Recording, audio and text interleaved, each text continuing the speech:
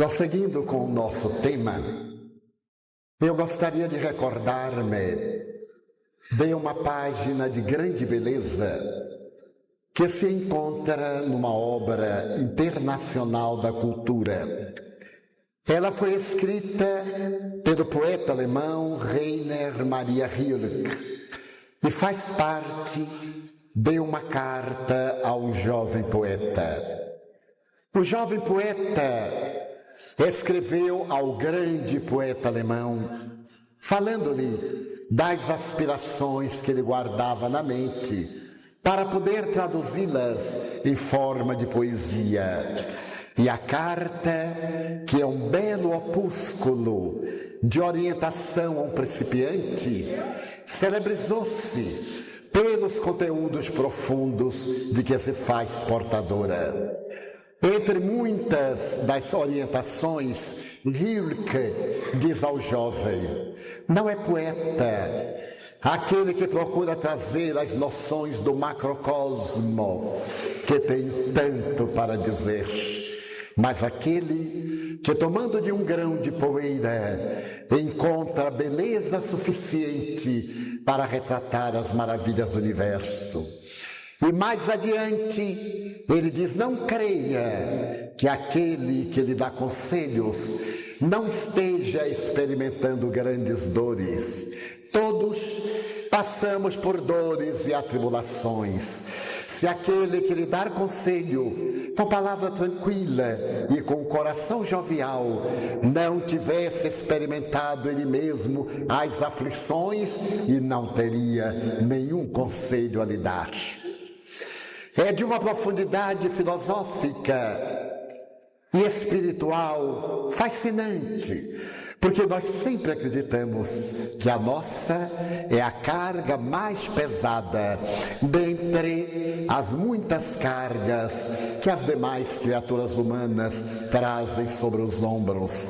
Sempre pensamos que a nossa dor é muito maior do que as dores que assaltam os demais indivíduos. Quando por acaso procuramos a saúde e os resultados não se fazem imediatos, lamentamos, desesperamos-nos e entregamos-nos à rebeldia que contribui de maneira lamentável para piorar o nosso próprio estado de saúde. O notável cancerologista americano Dr. Bernie Siegel tem ocasião de definir isso com muita propriedade. Seria necessário que nós tivéssemos 4 fés. Uma fé direcionada a 4 posturas da nossa vida. A primeira, a fé em nosso médico.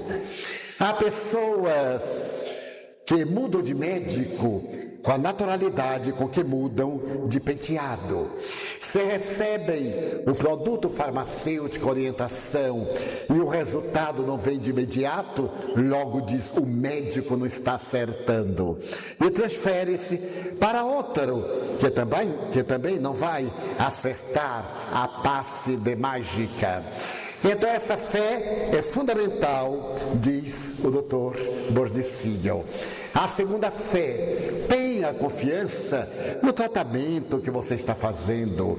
Entregue-se a ele, deixe que ele logre os resultados.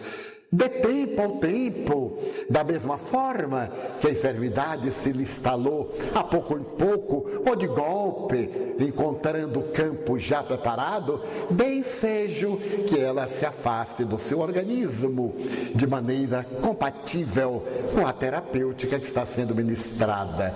Terceiro, tenha fé em si mesmo. Não torpedeie a terapêutica com a sua descrença, com a sua má vontade, com o seu pessimismo, com o seu martírio. Eu sou tão infeliz desta, eu não saio. E não sairá. A pessoa não quer sair porque está traduzindo do inconsciente o que gostaria que lhe acontecesse. Então ele diz que é necessário que nós tenhamos fé em si próprio, cada um. Desenvolva os seus valores, faça a sua parte. Não há essa magia de que os outros devem fazer a parte que nos diz respeito. E por fim, a quarta, fé espiritual.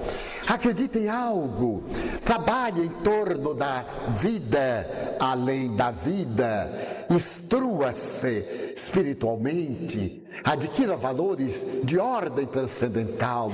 O corpo é uma indumentária de uso tão rápido e também tão frágil, tão vulnerável, gasta-se de um momento para o outro. Também não espere que o médico faça tudo por você. Por outro lado, o Dr. Siegel faz uma análise, pelo menos na cultura americana, de como se devem comportar os médicos, com uma certa neutralidade, quase com indiferença.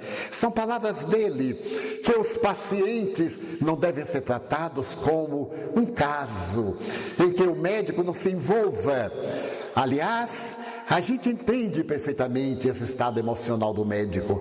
Se ele envolver-se com cada paciente e levar para casa, não vai resistir. Um paciente recupera-se, chega outro no estado mais deplorável. Um desencarna, ele tem a frustração, chega outro e ele vê a mesma paisagem, angustia-se.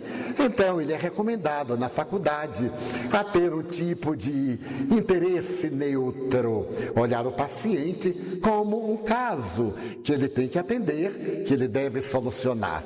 Mas o Dr. Bernie Siegel, que se tornou revolucionário desde quando ele participou de seminários que foram apresentados pelo Dr. Carl Simonton, seminários que, de certo modo, deram uma diretriz nova à medicina americana nos anos 70 e 80, ele passou a ver que cada paciente é um paciente, não é um caso, é uma pessoa. E na condição de uma pessoa, deve receber esse carinho emocional. As discípulas de Madre Teresa aprenderam uma terapia muito boa e de resultados extraordinários, a terapia do toque. Elas compreenderam que o paciente, quando está morrendo, nós não temos palavras para dizer-lhe, não temos como confortá-lo se ele não tem fé, mas se nós lhe seguramos a mão, se nós lhe damos um pouco de sentido humano, que estamos participando, ele acalma-se muito mais e facilmente ele se liberta. É muito curioso, porque dessa tese participa a célebre psiquiatra suíça, naturalizada americana, Elisabeth Kübler-Ross. Ela tem uma frase monumental. Ela diz: você não está ok. Eu não estou ok, então está tudo ok. Já que está todo mundo assim, então está ótimo. Não pode ficar pior. É uma proposta muito boa e ela é considerada a mãe da tanatologia, a doutrina que estuda a morte, porque ela é a grande pioneira do acompanhamento dos pacientes terminais, de propor que se ofereça um psicólogo à família, a um assistente social, que se criem grupos para visitar pessoas que viram desencarnar seus familiares e não sabem como tratar esse conflito, não estão preparados. Os indivíduos estamos preparados normalmente para viver. Somente temos a preocupação de prolongar a vida, de melhorar a vida, de dispor de melhores recursos para que a vida se nos apresente cada vez mais alcandorada. A morte é algo detestável e, infelizmente, no Ocidente vestiram-na de negro. Graças a Deus, hoje as cores escuras estão na moda. Muito bonito, uma pessoa pálida com uma roupa negra. Fica tão bonito, já parece um semicadáver. Então isso agrada, dá uma certa assistência emocional. Mas as atividades fúnebres, as cerimônias, com toda a litania, a liturgia, é tão trágico, como se fosse o fim do mundo. É apenas o término término de uma etapa que deveria ser celebrado com júbilo, com muita alegria. E o Dr. Bernie Siegel propõe que, quando ele era muito jovem, seu ideal pela medicina era fascinante. À medida que ele se adentrou pela faculdade e que foi sendo moldado conforme os padrões da cultura americana, ele foi tendo algum choque, porque ele foi preparado para atender o paciente, para trabalhar pela sua cura e etc.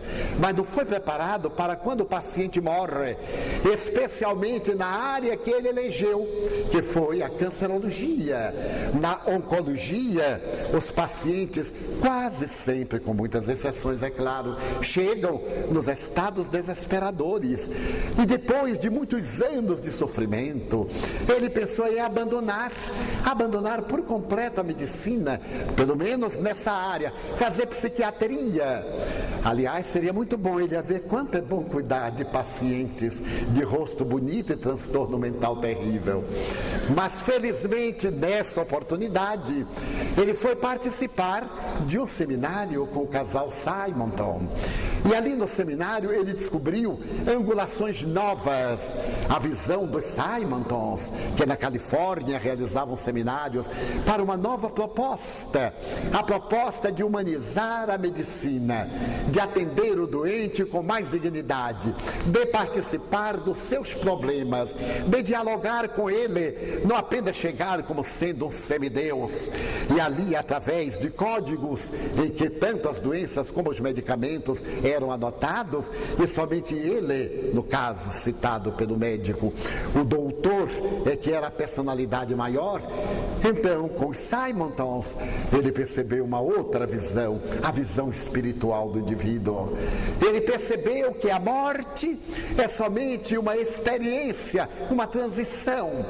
E ainda deslumbrou-se muito mais quando os Simontons sugeriu que os médicos experimentassem meditações, visualizações terapêuticas, que realizassem primeiro a solução dos seus problemas.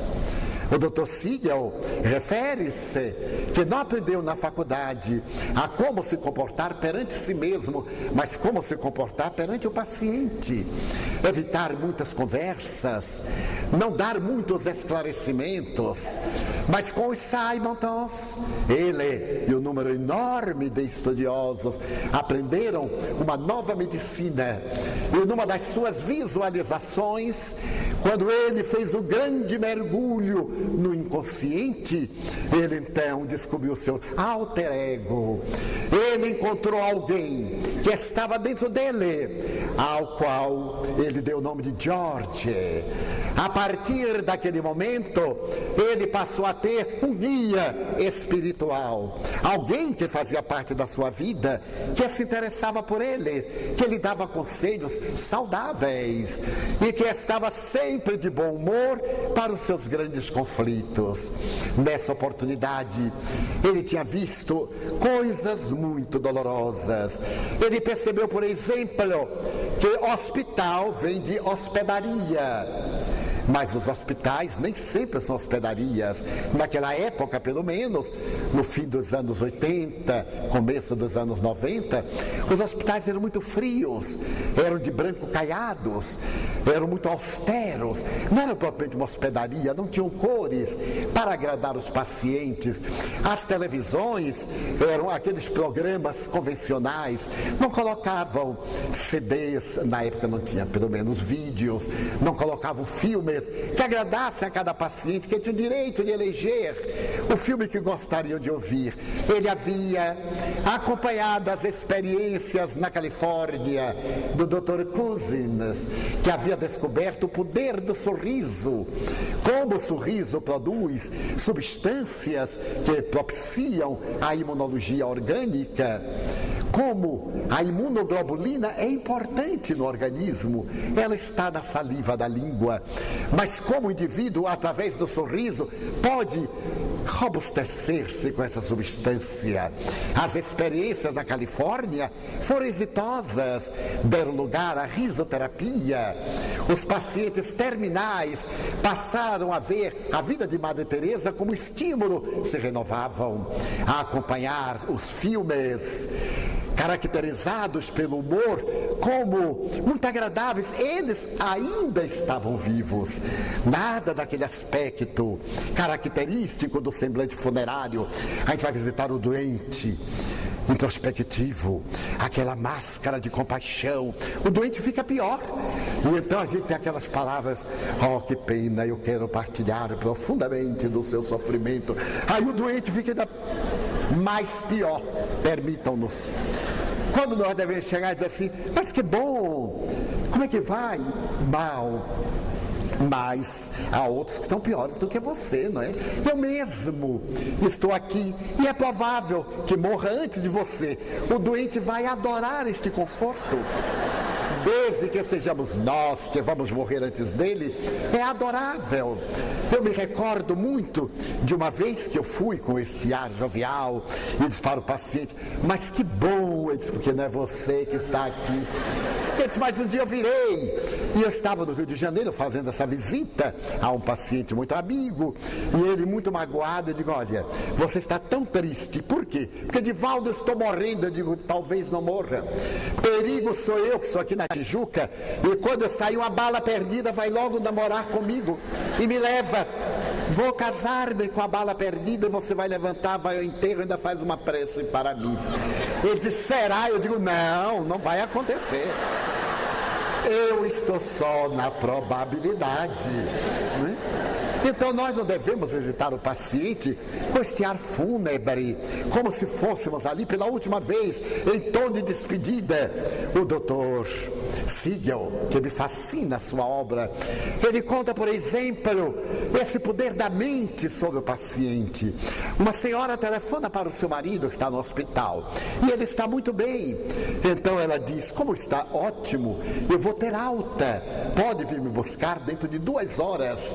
Ele ia barbear-se quando chega o médico, muito circunspecto, e ele então perguntou: doutor, eu vou ter alta hoje? E o médico disse: nem hoje, nem nunca.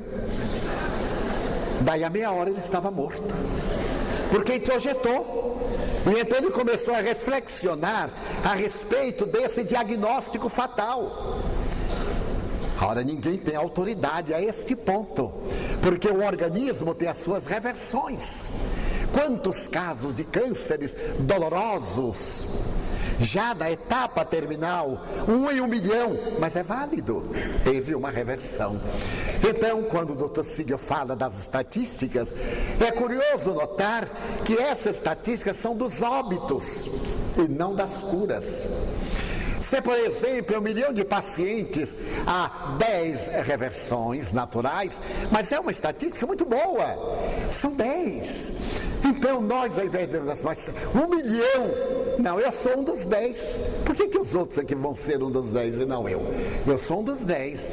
Então ele conta a história, uma experiência de laboratório fascinante de alguém que fez uma viagem enorme de mais de 2.000 quilômetros com câncer, com metástase. Veio porque ouviu falar das suas terapêuticas, do seu entusiasmo pela vida, da sua naturalidade, vida-morte, mas também da certeza com que ele podia dar saúde ao indivíduo, não eliminando a doença, um estado saudável, apesar da doença. Mas o paciente chegou muito desgastado e disse: não sei se fiz bem, Dr. Siegel, viajei tanto, mas não sei se fiz bem. Homem, alguém que tem a coragem, com o câncer como você está, de atravessar a América para vir ao meu consultório, depois de viajar 2.000 quilômetros, é um lutador. E você não vai deixar que um câncerzinho qualquer derrube você. É só uma questão de você não deixar. Vamos ver o que é que nós podemos fazer. Eles, mas todos me disseram que eu tenho uma possibilidade em mim, uma probabilidade. Eles, mas que bom que disseram que você tem. Pior se dissessem que há uma probabilidade. Foi-lhe dito que é você quem tem a probabilidade. Vamos lutar. E lutaram, e o homem teve alta. graças à terapêutica aplicada, bem se vê, mas também ao estímulo.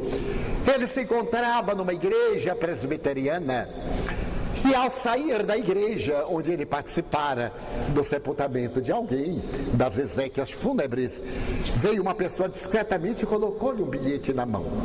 Deu-lhe um adeus e sorriu.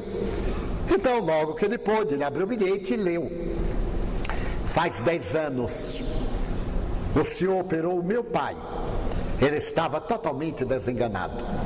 Estava às vésperas dos 80 anos. O senhor operou, deu-lhe muitas esperanças.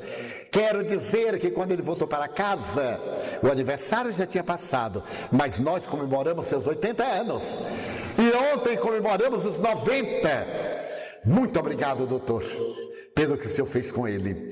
Quando eu li isto, por motivos óbvios, eu disse: ai meu Deus, vou esperar os parabéns de alguém daqui a mais 10. Nunca desanimar. E quando ontem alguém disse assim: Divaldo, que Deus lhe dê mais alguns anos, eu digo: alguns quantos? Porque eu não quero algunzinhos, não, eu quero alguns muitos. Olha esta, que é semblante de cadáver, que Deus lhe dê alguns anos de vida. Como alguns? Que me dê muitos anos de vida, mais 20, 30, 40, 50, sei lá. Todos esperam que nos anos 20 a medicina já se desenvolveu tanto. Eu vou chegar lá só para ver. Desejo chegar para ver e beneficiar-me.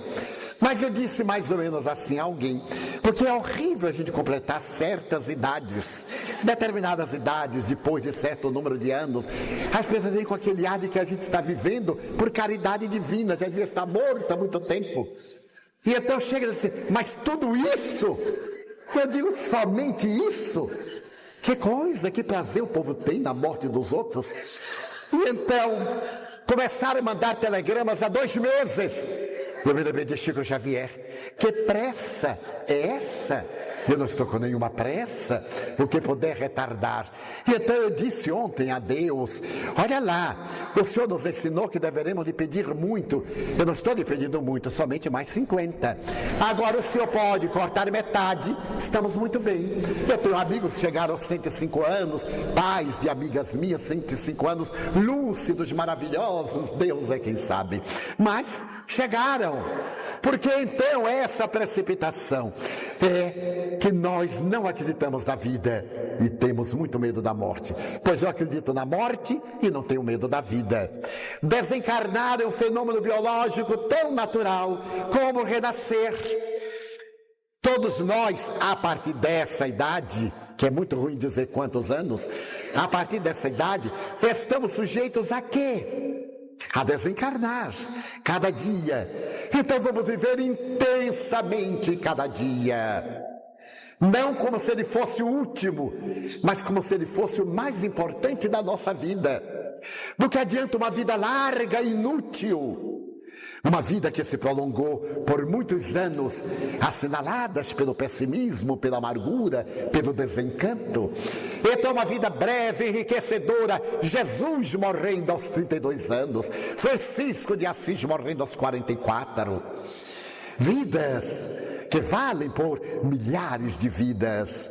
Então o Dr. Bernie Siegel teve a ocasião de dialogar com o médico, seu amigo Wright. E isso para ele, na sua radiografia de evolução, foi muito importante, porque o Wright havia feito um câncer e estava num estado muito deplorável. Então, nesse estado deplorável, ele, que havia chegado ao hospital muito alegre para receber o resultado da biópsia, saudando as enfermeiras com júbilo, quando veio o resultado, ele mudou de comportamento. Esse mesmo-se colocou a máscara da amargura no coração, ficou desanimado, fechou-se. O Dr. Siegel foi visitá-lo e disse-lhe: Wright, você teve tuberculose, você sabe como é isto? Ele disse: sei, eu era muito jovem, quando fui internado no sanatório, com o diagnóstico de tuberculose. Naquele tempo, os processos terapêuticos eram ainda muito primários, muito embrionários. E depois de 1 ano de internamento, eu recuperei a saúde, porque o diagnóstico estava errado. E então Sírio diz, mas eu também. Quando eu era jovem, eu estive internado em um sanatório de tuberculose. E lá eu percebi 2 tipos de pacientes. Aqueles que vão morrer e aqueles que vão lutar. Quando chegava um paciente novo, nós, o grupo de luta, logo conquistávamos para o nosso lado. Para que aqueles fúnebres não levassem para o seu lado, olha, não vai ter jeito, a tuberculose é incurável. E então se deixavam consumir. E nós, aqueles joviais, que fazíamos esforço, tivemos alta muito antes daqueles outros, cujo grupo praticamente todo faleceu. Então você pode fazer esse esforço. Mas eu me nego. O câncer é devastador. Eu me nego terminantemente, porque eu sei que a minha vida acabou-se. Como cirurgião, o que é que eu espero da vida? E de fato morreu 2 meses depois. Ele quis morrer. Ele permitiu-se morrer. É necessário que nós aprendamos a lutar em todas as áreas da nossa vida. Os que lutamos, triunfamos. Ninguém pense que os que estão joviais, repitamos, Rilke, os que aconselham, não tenham vivenciado aquelas dores, ou não as estejam vivenciando. Que são apenas teóricos, pessoas privilegiadas, verdadeiros gurus, a quem a divindade concedeu dons que aos outros negou. Não, são pessoas que se esforçaram mais, que não cederam diante do insucesso, que não se permitiram vencer diante das circunstâncias dolorosas a que se encontravam ou a que se encontram submetidos. Porque não realizarmos a cura autoinduzida, não trabalharmos pela nossa cura interior diante de uma enfermidade ou do prolongamento da saúde. Porque não a saúde autoinduzida. Estamos enfermos, temos determinadas características, alguns sintomas, mas vamos levando muito bem. Chegamos ao médico, ele dá o diagnóstico, então nós desabamos. Mas o diagnóstico é uma palavra. Por que nós damos essa palavra tanta força? Até recebermos a palavra, tudo bem. Estávamos joviais, alegres. Na hora que chegou a palavra, é o fim do mundo. A palavra não é uma destinação, é um nome que rotula determinada circunstância. É a expressão pela qual nós identificamos determinados acontecimentos, coisas ou pessoas. Por exemplo, a palavra câncer é apenas uma palavra, não é uma sentença de morte. Quando alguém diz, você está com câncer, você fez um câncer. Muito bem, fiz um câncer, e daí? Poderia também ter feito uma gripe, uma pneumonia, um problema gástrico. Mas é que nós demos à palavra essa força. Apesar de as estatísticas demonstrarem que todo tratamento em momento próprio para o câncer sempre dá uma margem de cura muito expressiva de mais de 90%. Mas é a palavra, nós introjetamos e ainda tem aqueles, eu sou um canceroso, eu sou, não vai ficar bom nem na outra encarnação. Mas eu estou canceroso. Eu estou presidente da República, eu estou deputado, eu estou escritor. Amanhã não estarei mais, mas eu sou uma pessoa. Eu sou um indivíduo com possibilidades inimagináveis para vencer e para triunfar. Então, toda a proposta é valorizada por esse trabalho do nosso ser, que somos, e não do corpo em que nós estamos. Platão, no livro 4 das leis, fazia uma análise muito curiosa a respeito do médico de escravos e do médico de pessoas livres. O médico de escravos era um médico escravo. Então ele tinha muitos pacientes a atender. Ele chegava correndo, fazia terapêutica muito rápida, não falava com o paciente de alguma forma. Ele era uma personagem muito importante, corria adiante. E o número de óbitos era muito grande entre os escravos. Exatamente pela falta de conhecimento da doença, de esclarecimento em torno do diagnóstico. Mas o médico dos indivíduos livres, dizia Platão, ele dialoga com o paciente. O paciente não se deve submeter totalmente ao que o médico diga e tem medo de perguntar-lhe. Há pessoas que têm medo de perguntar ao médico. O Dr. Siegel diz que uma sua paciente, uma mulher de temperamento forte, foi internada e estava doente, por isso foi internada. E chegou o enfermeiro muito petulante, disse: agora a senhora passa à sala de radiologia. Ela perguntou: para quê? Para fazer uma chapa. Para quê? Ah, minha senhora, eu estou dizendo para passar à sala de radiologia, mas eu não vou. Se eu não souber para que é, eu não vou, eu estou pagando. E tenho o direito de saber para que é essa chapa. Se a senhora não for, a senhora morre hoje à noite. Morro, mas não vou. Chame o médico, que você não é capaz de dar atestado de óbito a ninguém. O médico veio e disse: por que é que eu tenho que fazer a chapa? Não, porque nós temos a suspeita que a senhora está com um problema canceroso no pulmão e queremos fazer a chapa para poder dar o diagnóstico. Muito obrigado. Aí foi fazer a chapa. Mas é lógico, não era uma coisa que deve ser conduzida dali para aqui. Porque a maioria de nós, por timidez do médico ficar contrariado, dele se aborrecer e até nos matar, há pessoas que pensam assim: se ele ficar com raiva, ele me mata. Então eu tenho que tratar bem. Quando o médico chega e diz: como vai? Ah, eu estou até melhor, doutor, não sabe, eu estou melhor. Nada disso, não melhorei nada. Ser leal, para ele ter um padrão.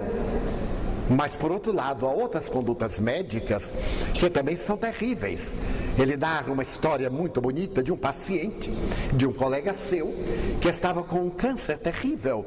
E ele sugeriu a leitura de uma das obras do Dr. Carl Simonton. Quando o colega soube disso, você não tinha o direito de mandar que ele lesse, porque o médico sou eu. Ele disse: mas eu também sou médico. Ele me procurou e eu receitei aquilo que eu achei que era de melhor para ele. Porque você disse que ele estava com um câncer, sentenciou a morte, ele se fechou e começou a morrer. E Simonton disse que nós poderíamos morrer tristes, alegres, chorando ou sorrindo. E é melhor morrer sorrindo do que morrer com ódio, morrer desesperado, morrer amargurado.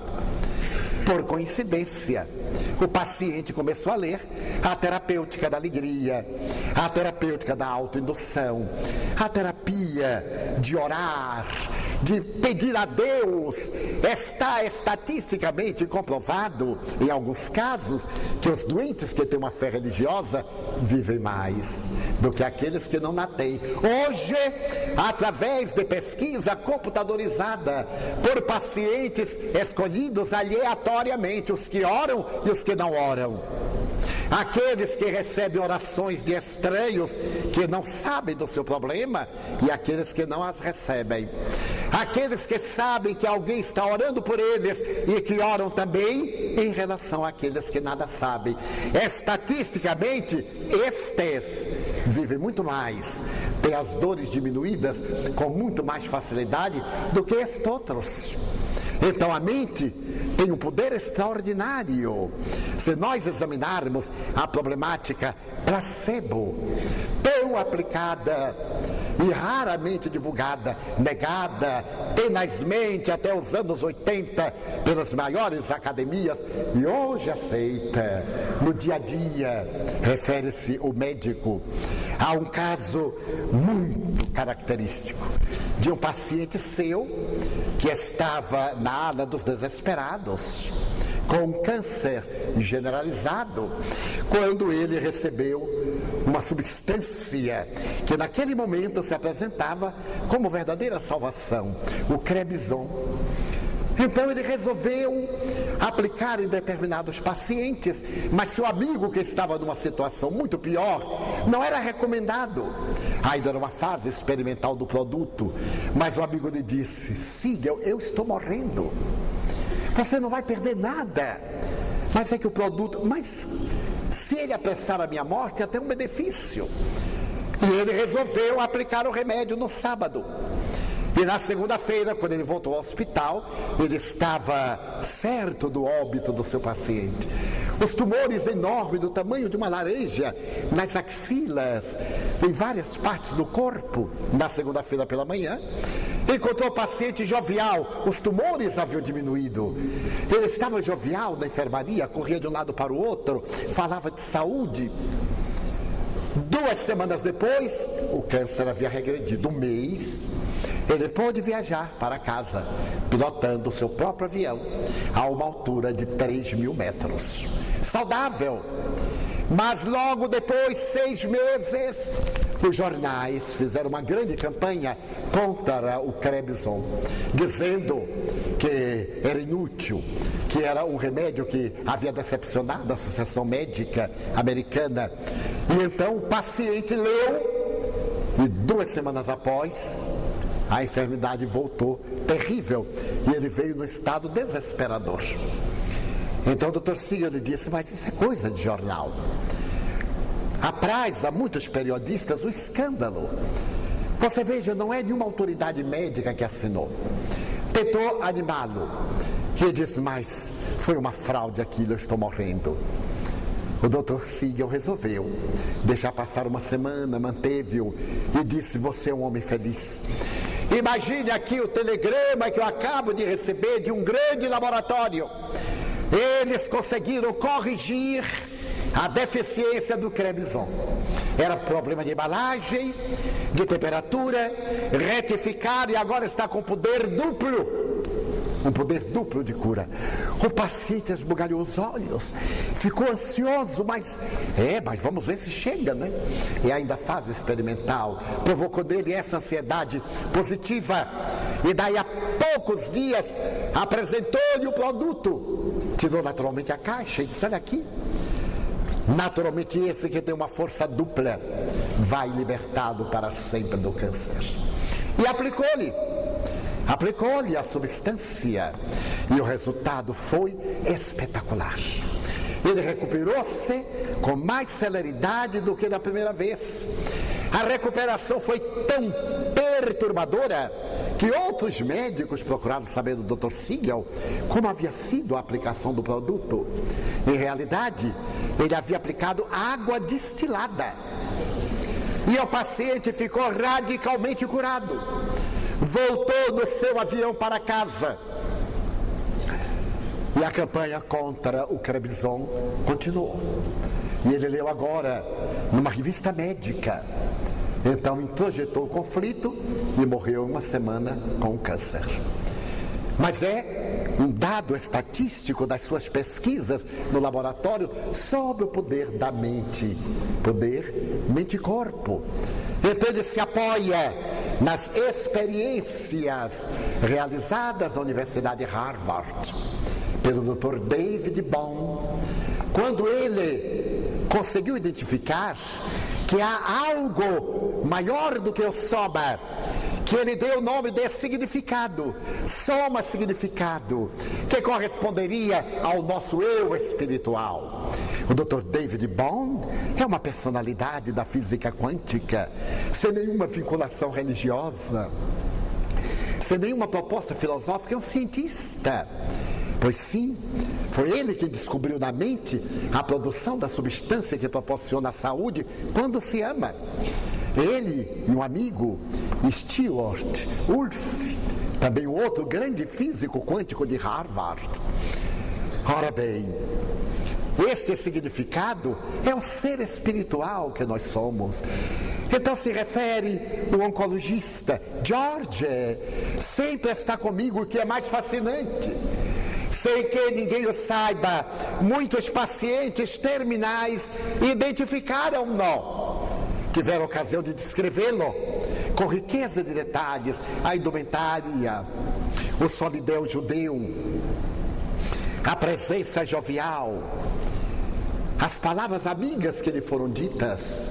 Então, o Dr. Siegel assevera que a fé espiritual é de grande relevância em qualquer processo de enfermidade. Mas se ela é de grande relevância na enfermidade, não será na preservação da saúde? Manter a saúde integral, essa saúde interior que é resultado da paz de espírito que nós vamos desenvolvendo através dos nossos atos retos, das nossas atitudes corretas, dos pensamentos salutares que nós podemos cultivar de uma maneira saudável. Sim, é claro. Ele tem hoje uma colaboradora na sua clínica que havia feito a cegueira por um problema diabético. E ela estava certa feita no restaurante, totalmente cega, sentada a uma cadeira, e pressupôs que a mesa estava próxima. Então ela puxou a cadeira e foi em busca da mesa. E como não encontrava, ela praticamente atravessou a sala de um lado para o outro e ninguém estava entendendo nada. A sua cadeira movimentando-se e ela com as mãos estendidas, até que chegou ao outro lado e ela encontrou a parede. Foi uma risada geral. E ela também entra e diz: mas onde está o raio desta mesa? Estava do outro lado. Ela era cega, ninguém sabia o que ela estava procurando, então ninguém a ajudou. Muito bem, ela tem um espírito de otimismo de tal natureza que conseguiu a reversão da cegueira e passou a ser uma das suas orientadoras nessa terapia do autoencontro. Mas ela estava noiva no tempo ainda da cegueira e andava com bastão. O namorado pegando no seu braço, dizia: cuidado, um degrau e tal. Subitamente ele cai, arrama-se no chão. E ela pergunta: que é o bastão? Para poder levantar-se. Então nós vimos aí o valor da autoterapia, dessa terapia maravilhosa que a pessoa pode ter na mente. Então Simon Pons criaram esta frase: diante da incerteza, não valerá a pena ter a esperança? Já que nós temos a incerteza, não vale a pena ter a esperança? Cultivar a esperança, já que estamos na incerteza? É como diria a lei do trânsito: na dúvida, não ultrapasse. A maioria ultrapassa na dúvida e desencarna adiante, por causa da ultrapassagem. Então, diante da incerteza a respeito do nosso estado de saúde, vale a pena, e sim, que nós cultivemos a esperança e mantenhamos a esperança, por mais terrível que se nos apresente o caso. A nossa mente colocada a serviço da nossa saúde. Um outro paciente dele foi várias vezes ao hospital, retornou múltiplas vezes, mas logo saía. Mas uma das vezes, quando ele chegou, perguntou ao médico: o que é que o senhor acha? E o médico disse com azedume: desta vez você não vai sair. E ele não saiu, porque era a palavra do médico. E ele então aceitou-a totalmente. Já que o médico havia prescrito que ele ia morrer, ele tinha que morrer para agradar o médico. Como é que ele ia se atrever a desagradar o médico? Então ele preferiu morrer a desmentir o médico. Nós não vamos desmentir a ninguém. Nós vamos viver. Porque o médico também, no seu momento próprio, adoece. E com todo o respeito que nos merece a classe médica, eu conheço alguns que, quando se fala que eles vão tomar uma injeção, ah, meu Deus, ficam pálidos, preferem Drágeas. E quando tem que fazer uma terapia mais grave, naturalmente mudam de comportamento. É natural, porque desconhecem o problema. Eles acompanham. Então é saudável que nós mantenhamos a nossa visão otimista da vida a respeito do nosso corpo, com as 4 expressões de fé. Ele colocou fé no plural, as 4 fés. É uma forma genial de estabelecer um novo conceito, com a fé em si mesmo, com a fé no médico, com a fé do tratamento e com a fé espiritual, enfrentar as dificuldades e evitarmos, acima de tudo, as tensões. O Dr. Seeley, que criou a palavra estresse, acompanhando esse problema das tensões do indivíduo, nós nos deixamos tensionar demasiadamente por qualquer coisa. Nos permitimos desequilibrar. E graças a isso nós fazemos doenças desnecessárias. Uma análise estatística americana confirma que crianças estressadas fazem muito mais problemas de leucemia do que crianças tranquilas.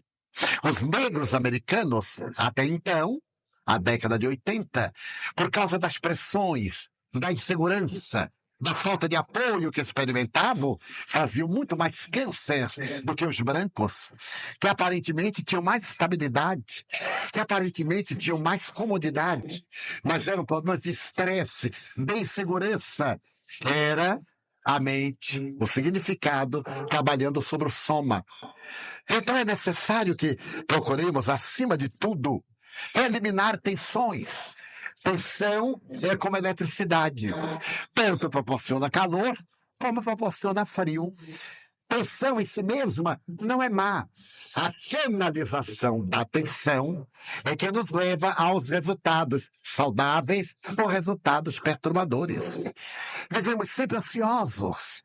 Estamos agora mesmo ansiosos, porque eu estou prolongando um pouquinho. Não se preocupem, não.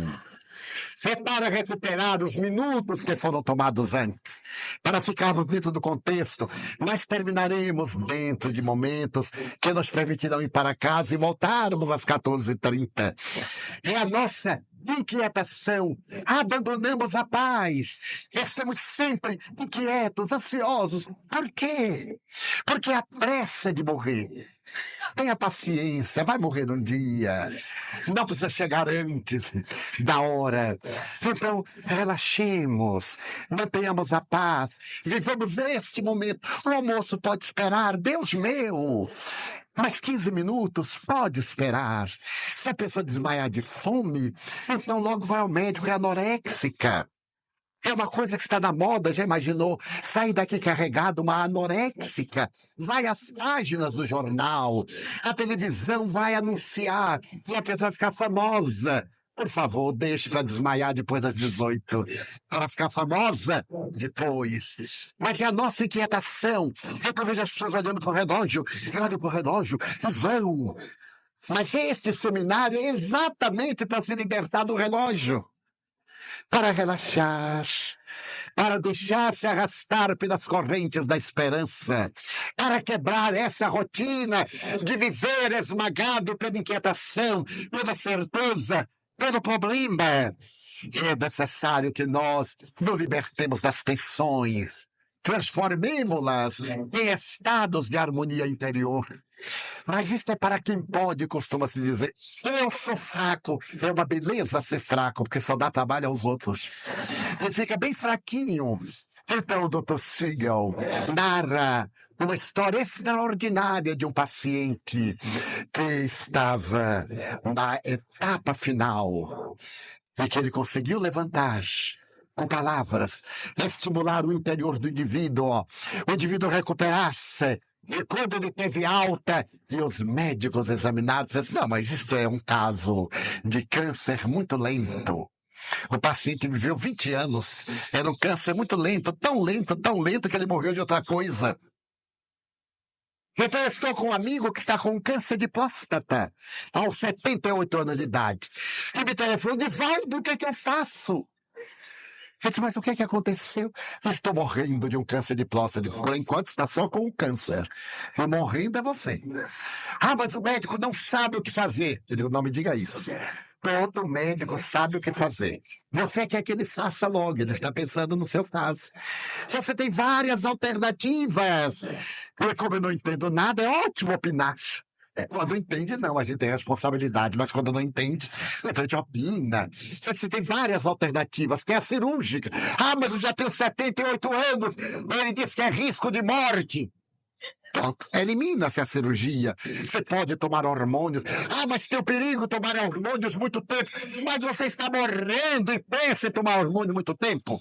Tome por 3 meses, 4 meses, 6 meses, enquanto não fizer efeito. Quando fizer efeito, morra do câncer. Você tem 2 opções, morrer do câncer na semana que vem ou morrer do hormônio daqui a 20 meses. Opte pelos 20 meses. Ah, mas isso é muito perigoso. Então você vai fazer uma outra cirurgia, vai interromper o hormônio masculino, é uma cirurgia fácil. Você fica bem dentro de 3 dias, vai interromper o hormônio masculino, então mais dificilmente o câncer se propagará. É apenas 5% o organismo vai produzir da glândula suprarrenal. Olha como eu estava, deputado. E então fui falando, eu disse, meu Deus, eu estou incorporado, não é possível. E então eu fui mais adiante. E você então vai poder ter uma vida. Ai, de fato, mas se interrompeu, o que será de mim? Eu digo, aos 78 anos, Deus já me desencarnou. O que será de você? Já aconteceu, o que será? Ah, mas o que é que eu faço? Ele falou, meu filho, ele deu 3 alternativas. Então eu recordei-me de um caso muito célebre. Um indivíduo era um pastor religioso e era fanático. E começou uma chuva muito grande. Tudo isso acontece na América do Norte, que é lindo. E então naquela cidadezinha havia uma imensa represa. E o corpo de bombeiros começou a evacuar o lugar, porque a represa ia arrebentar e ia inundar-se tudo. Quando chegou à igreja, o pastor disse, eu não saio. Deus me salvará. Eu tenho a intuição que Deus me salvará. Pastor, mas é necessário abandonar a cidade. Eu não abandono. A chuva continuou e as pessoas foram saindo e agora a água já estava na igreja e ele lá no púlpito. Pastor, nós aqui estamos. Não, Deus me salvará. A represa arrebentou-se e a água veio em quantidade. Ele subiu para o coro e a represa jogando mais água, ele subiu para a torre e ele ficou lá em cima na cruz. E então veio um helicóptero dos bombeiros. Nós vamos jogar a corda. Segure a corda, Deus me ajudará, Deus me salvará. E então a água cobriu e ele desencarnou. Desencarnou e na história ele se encontrou com Deus e disse, mas o Senhor me enganou, hein? O Senhor disse que se eu confiasse no Senhor, que o Senhor salvava a minha vida. E aquele que confiar em mim será salvo. Aquele que tiver fé, eu tive fé e morri. O Senhor me abandonou? Deus disse, de jeito nenhum. O que é que você queria que eu fizesse? Eu mandei os bombeiros antes da igreja alagar. Mandei os bombeiros com a igreja inundada. Mandei um helicóptero quando você estava lá na cruz, última coisa. Você recusou toda a minha ajuda, o que queria que eu fizesse? Agora, já que você está aqui, aproveite e melhore de vida. Mas é exatamente assim, nós temos que aproveitar dos recursos que a vida nos dá. Eu disse ao meu amigo, fez depressão. Então ele telefona para todo mundo, porque ele é um coitado. Ele está com um câncer de próstata, coitado. Meu Deus! Os homens, a partir dos 80, são candidatos a esta maravilhosa proposta do organismo. É encarar com naturalidade. E quando ele chegar assim, alô querido, por que não esperou um pouquinho mais? E enfrentar com naturalidade. Um outro amigo meu também, com a mesma problemática, foi ao médico desesperado, disse, doutor, ele disse, você vai morrer de outra coisa. De câncer, ele garante. Desse, pelo menos, você não vai morrer. Procure viver intensamente e tenha muito cuidado com outras coisas que podem matar. Porque a pessoa fica pensando no câncer localizado e morre com distúrbio gástrico da alta tensão. Então, a autoterapia, sem abandonar, evidentemente, a terapia clássica, as terapias alternativas, a grande contribuição homeopática, das doutrinas, enfim, que trabalham em favor da saúde do indivíduo.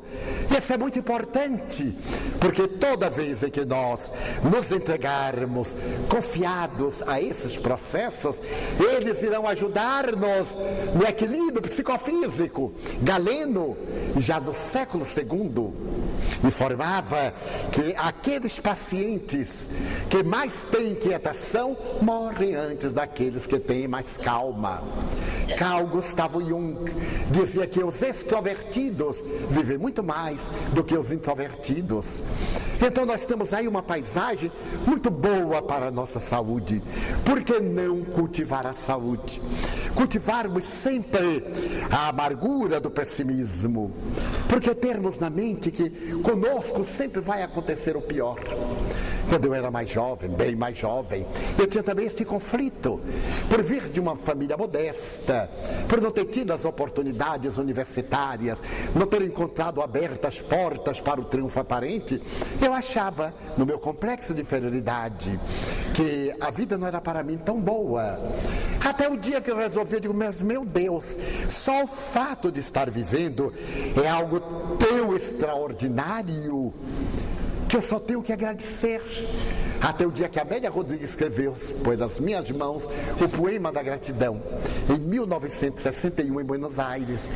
Quanto nós temos para agradecer: a visão, a audição, a palavra, o pensamento, a locomoção, o lar, os amigos, o ar que respiramos, o alimento que ingerimos, tudo isto, e não valorizamos.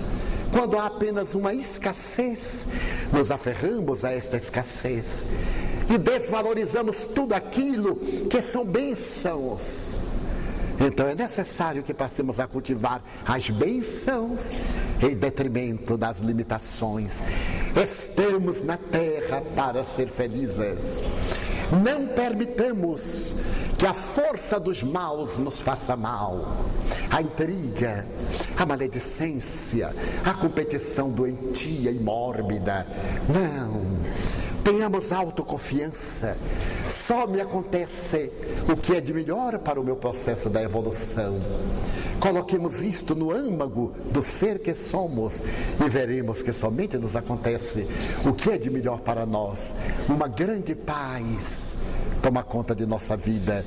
Se aprendermos a orar, e orar com entrega total, se nos dispusermos a orar, na certeza de que nossas preces serão ouvidas, claro, além de ouvidas, são respondidas. Adquirimos tantos mecanismos falsos. A sua prece é mais importante do que a minha, porque você é mais evoluído do que eu. Mas que infantilidade! Como é que eu poderia orar por alguém com mais amor do que o dono do sofrimento? Agora, o dono do sofrimento é que não se ama. E como não se ama, ele tem resíduos muito graves de perturbação que lhe dificultam o estado de equilíbrio. Então, cada um de nós peçamos sim uns aos outros para que orem por nós, mas façamos a nossa parte. Eu recebo e-mail, é impressionante. A pessoa fica fazendo e-mail já preparado e mandando no spam: ore por mim. O espírito não deu uma unha encravada, já pede que a gente ore por ele. O tempo que ele está fazendo o e-mail, deveria estar orando. Está pedindo que os outros orem. Mecanismo de transferência. Vá orando também, vá fazendo a sua parte. O meu é o mesmo Pai que o gerou, o Pai de Jesus Cristo, o Criador é o mesmo para com todos nós. Então oremos, entreguemo-nos. Aprendi o hábito de dizer: eu estou nas suas mãos, faça conforme a sua vontade, eu vou fazer a minha parte. Viajando muito nesses dias difíceis que nós atravessamos com a aviação no Brasil, e ainda estão alguns dias difíceis, eu chegava ao aeroporto e dizia assim: eu fiz a minha parte, estou aqui 2 horas antes, fiz o check-in, preparei-me, estou preparado. Mas agora o que acontecer, eu não vou resolver, mas também não vou me aborrecer, não vou me desequilibrar, porque eu não vou poder mudar, não vou surrar o funcionário que não tem culpa. Ele, coitado, está fazendo o que manda a empresa, ele tem que mentir, ou ele perde o emprego, ele tem que dizer que sai dentro de poucos minutos, porque senão ele vai demitido. Temos que nos colocar no lugar do outro. Então não me afetou. Estava em Natal, quando houve a greve, às sexta-feira, às 20 horas, eu deveria viajar às 5 da manhã do sábado, tinha compromisso no sábado. Os amigos disseram: Divaldo, o que você vai fazer? Ele quer que fazer? Esperar. Mas ninguém sabe quando vai acabar a greve. Pega um ônibus. Ah, mas são 20 horas de ônibus. Ué, mas todo mundo viaja de ônibus. Por que eu não posso viajar de ônibus? Ah, mas nós não vamos deixar. E não me venham com pieguismo. Eu farei exatamente o que achar de melhor. E se vocês não concordarem, não importa, porque eu farei da mesma forma. Então fiquei bem tranquilo, terminei a palestra, fui para casa, a greve, o horror em Natal, as filas. Eu fui às 5 da manhã. Eu sabia que não ia ser, mas eu fui, o que é que fazia mal? Ficar em casa deitado? Não, fico lá sentado. Aí fiquei sentado, 10 horas, meio-dia, acabou a greve, 2 horas. Então alguém passou dizendo assim: olha, já tem uma vaga. Eu entrei na vaga, cheguei aqui ótimo, em paz. À noite estava na reunião, em paz. Outros se atiraram no chão, se despedaçaram, tiveram prejuízo. A gente compreende, mas não resolveu, piorou o problema. Eu vi um funcionário ser agredido por um homem Disseram ele estava muito nervoso, mas agredia uma mocinha frágil que está ali ganhando dinheiro. Não é nervoso, é também deseducação, é desequilíbrio emocional, é desequilíbrio espiritual, é covardia moral. Ele fosse agredir o responsável pela greve, não a moça. Pegava um avião, ia a Brasília, descobria quem era e dava uma surra. Agora, na pobrezinha, as nossas reações são irracionais. Quando ele saiu vitorioso, ainda bateram palma. E ele pensa assim, que covardia, hein, cara? Que covardia. Nela você bate. Mas no outro homem eu duvido. Que ele não era eu não, hein? Mas para ver como as nossas reações são infantis, se não estúpidas. Ele perdeu o dia, a moça chorou, ficou desesperada, desequilibrou. Depois eu fui falar com ela, minha filha, nós estamos numa sociedade selvagem, não fique triste não, você é tão bonita. Aí fique só um pouquinho triste que é capaz de arranjar um namorado. O namorado adora a moça bonita, assim, triste, ele vai perguntar o que é, vocês acabei um noivado, ele diz, noiva comigo. Então, ela sorriu, pobrezinha. Como é que nós nos permitimos isso? Civilizados, éticos, cultos e curtos de valores morais. Então a paz é muito importante. Nessas coisas, interferirmos de uma maneira jovial, deixarmos um pouco de alento, dar um pouco de esperança. Eu voltava da Guatemala na terça-feira pela madrugada, e quando eu peguei o voo Guatemala-Panamá, um funcionário da alfândega era muito rude. Então ele disse, o senhor não botou um cedo que tinha que botar aqui. Ele disse, onde é que comprou cedo? Ali, não viu não? Eu digo, não senhor, eu sou míope. Como que é míope? Eu só sei que o senhor é homem porque eu estou ouvindo a voz, mas eu não estou lhe vendo. Ah, o senhor é míope? Sou, meu senhor, você não viu como... Ah, é verdade. Deixa que eu levo lá. Eu digo, então me leve. Ele me levou. Eu ia discutir com o funcionário da alfândega e não deixava eu entrar. Eu digo, eu não sabia, meu senhor, mas não está vendo ali? Não estou vendo nada. Então, para concluir, eu me lembrei de um rapaz que foi ao consultório de oftalmologia. Então, sentou-se. O médico colocou ali as letras e disse, está vendo ali as letras? Quais letras? Ali projetadas. Aonde? Na parede. Qual parede? Então, o médico deu atestado que ele era cego. Como nós podemos mudar o mundo? Quando nós mudamos o nosso mundo íntimo. Então, levando essas ideias de fomente a paz interior, para ter o seu encontro com a saúde, façamos o nosso almoço e às 14h30 estamos de volta. Até lá.